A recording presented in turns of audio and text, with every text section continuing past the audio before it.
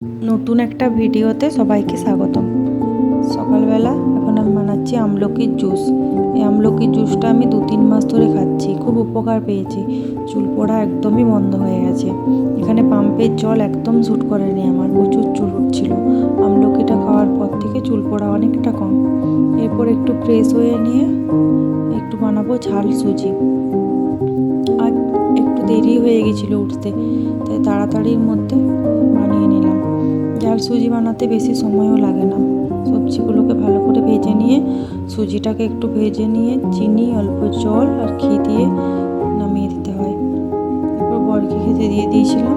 ও office বেরোনোর জন্য ready হচ্ছিল। ওরও আজ বেরোতে অনেকটা দেরি হয়ে গেছিলো, তবে কাছেই তো 5 মিনিট লাগে আমাদের কোয়ার্টার থেকে ওর অফিস। এরপর আমি সমস্ত কাজ সেরে স্নানটা করে নিলাম। স্নানটা সেরে এখন একটু সিঁদুর পরে নিচ্ছি।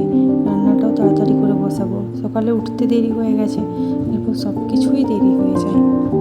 এরপর ঠাকুরকে ধূপটা দেখিয়ে দিলাম। ঠাকুরকে ধূপটা দেখিয়ে দেওয়ার পরে একটু সন্ধ্যেবেলায় ধুনো দেবো, ওটাকেও রেডি করে নেবো। সন্ধ্যেবেলায় এখানে একটু ধুনো দিই, বেশ ভালো লাগে সন্ধ্যেবেলায় ধুনোর গন্ধ। সবটা ধুনো দেওয়া চলে সব রেডি করে রাখলাম। এরপর রান্নাটা বসিয়ে দিলাম। আজকে রান্না হবে মাশরুম ছাতু আর একটু ভেন্ডি ভাজা আর ফুলকপি আলু মাছ দিয়ে একটা ঝোল। শীতকালে এই ফুলকপি আলু মাছ দিয়ে ঝোলটা খেতে খুব ভালোই লাগে। আমি বর দুজনেই পছন্দ করি। ব্যাস এইটুকুই আজকে। আর ভাত বানিয়েছিলাম।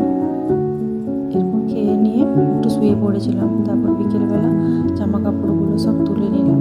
জামা কাপড়গুলো এখানে ব্যালকনিতেই মেলতে হয়। সন্ধেবেলা উঠে একটু রাত্রি খাবারটা বানাবো। আজ বানাবো খিচুড়ি। শীতকালে সব সবজি দিয়ে খিচুড়ি খেতে আমার খুব ভালোই লাগে, তাই শীত পড়তে না পড়তেই খিচুড়ি বানানো শুরু হয়ে গেছে আমার। সবজিগুলোকে কষিয়ে রেখে সবকে নামিয়ে এরপর একটু মশলাটা কষিয়ে জল দিয়ে চাল সবজি সবকে দিয়ে ভালো করে ফুটিয়ে নেবো। এরপর ভালো করে ফুটে যাওয়ার পর যখন সব সেদ্ধ হয়ে যাবে একটু ঘি দিয়ে খিচুড়িটা নামিয়ে দেবো। এখানে ভিডিওটা শেষ করলাম। যদি আমার ভিডিও ভালো লাগে অবশ্যই চ্যানেলটিকে সাবস্ক্রাইব করবেন।